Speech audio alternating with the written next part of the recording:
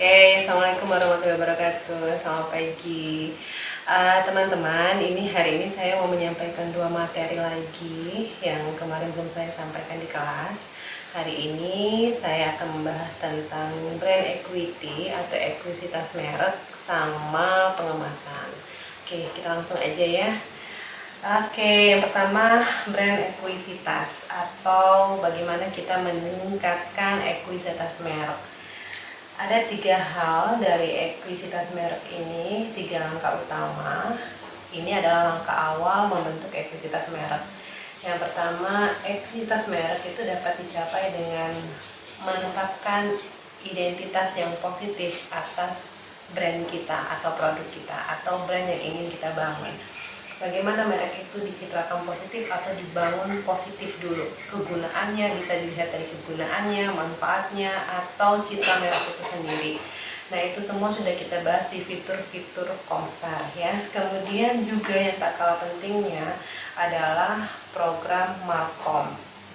Ya, program Markom ini selain melakukan aktivitas marketing komunikasi, kita juga membuat asosiasi yang baik, asosiasi yang kuat ya, yang melekat pada benak khalayak dan juga unik.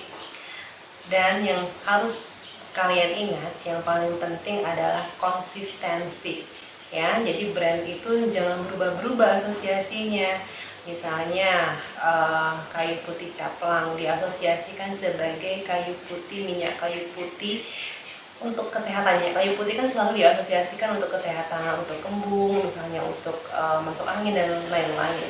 Nah, ini asosiasi seperti ini harus selalu melekat, jangan jadi berubah sebagai minyak kayu putih terapi misalnya atau aromaterapi. Nah, ini kan asosiasi yang tidak konsisten. Jadi yang utama sekali sebuah brand itu harus konsisten. Kemudian kualitas. Nah, ini dimana-mana ya, sebuah brand ketika ingin mendapatkan nilai tinggi atau mendapatkan tingkat ekuisitas di masyarakat, dia punya kualitas yang terjaga, kualitas yang baik.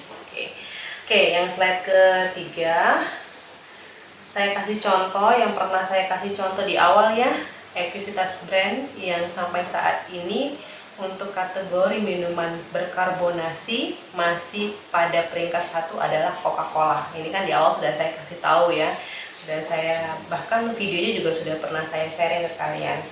Kenapa? Yang pertama, iklannya memang selalu berkelanjutan ya. Citra merek yang dibangun oleh Coca-Cola ini lihat dari daya hidup, kemudian promosi maupun iklannya ini efektif. Dia juga punya identitas positif pada mereknya ya. 43% Coca-Cola ini sudah menguasai pasar minuman ringan di dunia. Total pendapatannya itu sudah di atas 50 miliar dolar, yaitu jadi untuk pangsa pasar yang pesaingnya juga Pepsi ini masih 18. Kemudian juga yang lain-lainnya yang kategori untuk minuman berkarbonasi belum ada yang bisa mencapai Coca-Cola. Ini adalah satu contoh sebuah brand, sebuah produk yang sudah memiliki ekuisitas merek ya. Jadi kalau kita berpikir minuman cola, langsung kita berpikir itu adalah Coca-Cola. Nah, inilah ciri dari sebuah ekuisitas brand. Oke, lanjut ke slide 4. Oke, kalau gitu bagaimana cara kita untuk meningkatkan ekuisitas merek? Yang pertama adalah speak for itself, artinya berbicara dengan sendirinya. Bagaimana merek tersebut berbicara dengan sendirinya?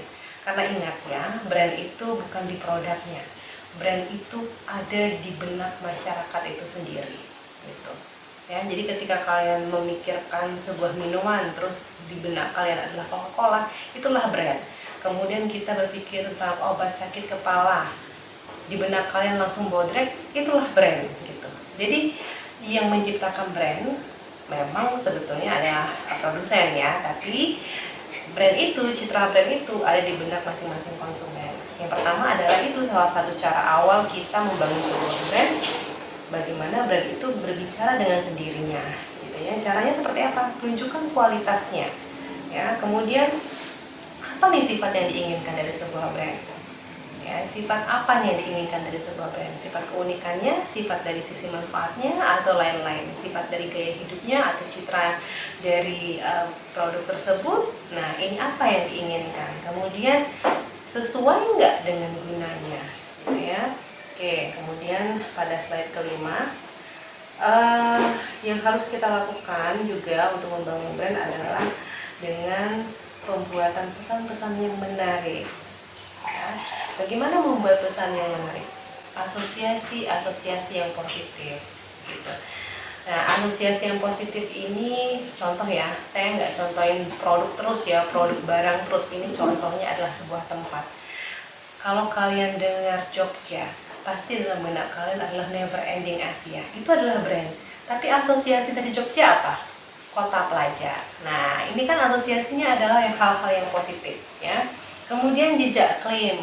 Jejak klaim ini bisa kalian lihat, contoh sederhana adalah kalau kalian lihat barang, beli sebuah barang, testimoninya panjang, positif semua. Jejak klaimnya oke. Kemudian bisa juga dilihat dari rekam jejak kasus yang pernah terjadi. Semakin kecil minim, itu menunjukkan bahwa brand ini baik karena tidak ada klaim negatif sepanjang sejarah produknya dipakai oleh konsumen. Kemudian manfaat yang diberikan.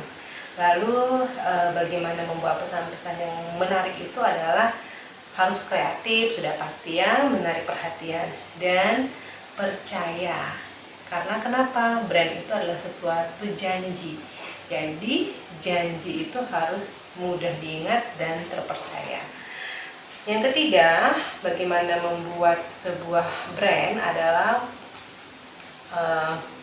yang ketiga ya, masih dalam kategori cara meningkatkan ekuisitas brand adalah mengungkitkan hubungan merek dengan objek lain yang sudah mempunyai makna yang kita ketahui. Misalnya ya, kalian pakai kartu mahasiswa ya, KTM mahasiswa kan, KTM mahasiswanya UNESA, tapi pihak bank, karena kita ini menggunakan asosiasi, tadi kan mengasosiasikan dengan objek lain yang memiliki makna, ya sudah memiliki makna atau sudah diketahui oleh masyarakat secara umum di tempat tersebut. Misalnya tadi saya contohin, kalian punya KTM nih, tapi KTM ini nyambung langsung jadi ATM. Nah, ini maksudnya ya, bisa seperti itu, nyambung ke ATM. Atau misalnya sebuah produk kesehatan yang sangat berkonsentrasi pada kesehatan ya, kesehatan, contohnya seperti produk obat misalnya.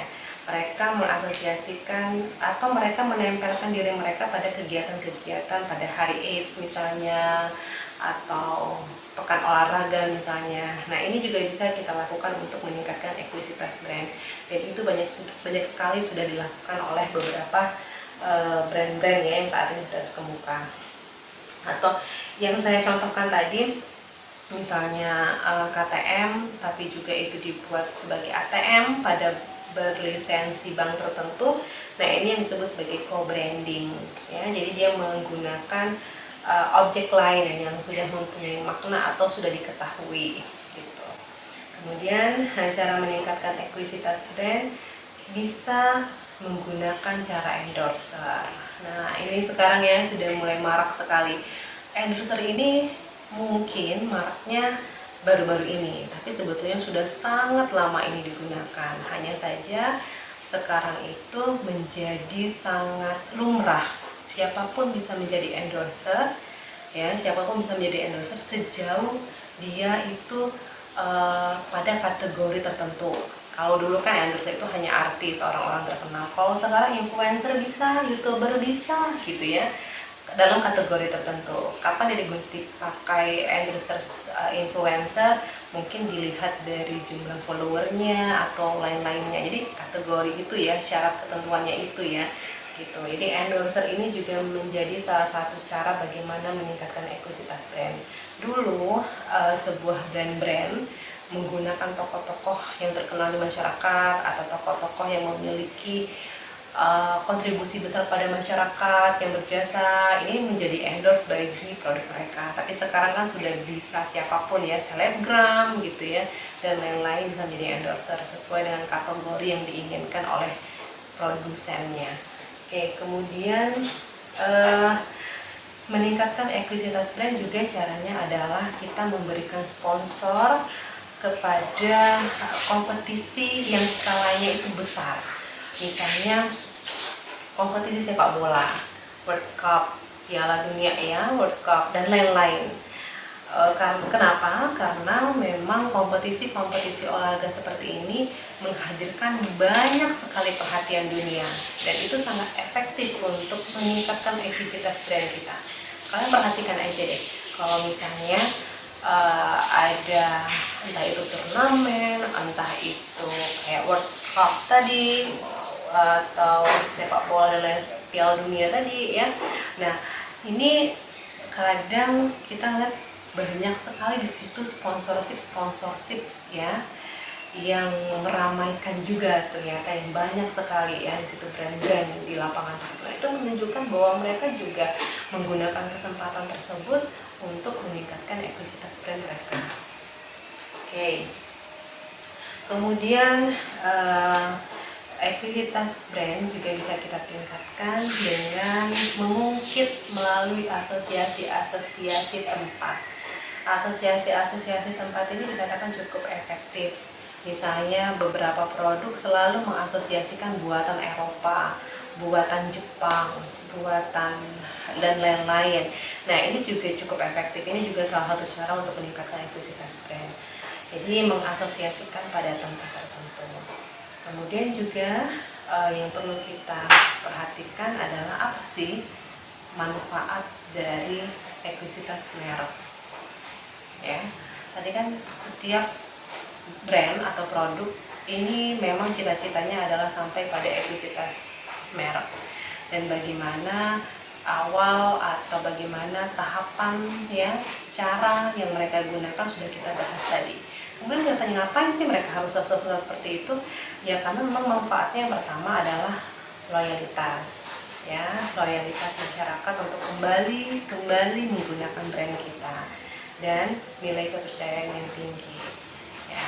Mungkin kalian masih ingat ya yang saya ilustrasikan lewat video di kelas ya, bagaimana Pepsi itu sama sekali tidak masalah orang membeli Pepsi, tapi yang diberi adalah Coca-Cola. Bagi mereka itu dan masyarakat juga tidak mudah beralih ke produk lain. Kemudian juga yang paling penting bagi sebuah perusahaan atau sebuah produsen adalah ketika produk kita itu sudah dipercaya. Jadi dua manfaat ini cukup besar. Ini yang dicari-cari bagi mereka yang mengeluarkan brand, dan akhirnya bisa kita katakan ketika loyalitas itu sudah sampai di benak masyarakat, tingkat kepercayaannya juga sudah sampai di masyarakat, maka itu sudah bisa dikatakan ada ekuisitas, ada peningkatan ekuisitas brand. Kemudian juga saya akan kasih tabel beberapa contoh produk-produk yang brandnya ini sudah tingkat kepercayaannya tinggi di masyarakat. Yang pertama sudah saya sampaikan di awal ya, bahwa yang pertama itu kalian bisa lihat di slide ke-11 adalah Coca-Cola. Kemudian tingkat kedua ini ada Microsoft, sampai yang tingkat ke-18 ini adalah Google. Jadi ini peringkat sebuah brand yang dilihat dari tingkat konsumen ya, presentasi penjualannya, permintaan konsumen di tempat penjualannya, kemudian juga kemampuan merek untuk mengamankan pendistribusian atau mengamankan permintaan konsumen. Jadi konsumen minta itu barangnya nggak bisa habis, selalu ada. Nah, ini peringkatnya ada di brand-brand yang bisa kalian lihat di slide ke-11. Oke, saya kira ini tentang sebuah upaya bagaimana meningkatkan ekuisitas brand. Karena kemarin kita juga sudah membahas sebuah brand baru dan apa saja sih tahapan brand baru ini mampu diterima atau diadopsi oleh masyarakat. Nah, kemudian setelah brand itu masuk ke masyarakat, brand sudah dikenal, barulah kita berupaya bagaimana brand ini sampai pada tingkat kepercayaan atau ekositas brand. Saya kira cukup ya. Kalian kalau misalnya ada yang kurang jelas atau yang kita diskusikan, kita bisa diskusi di WA grup ya, di WA grup kita lagi ya untuk kelas kontak. Dan semoga badai ini cepat berlalu ya. Oke, assalamualaikum warahmatullahi wabarakatuh.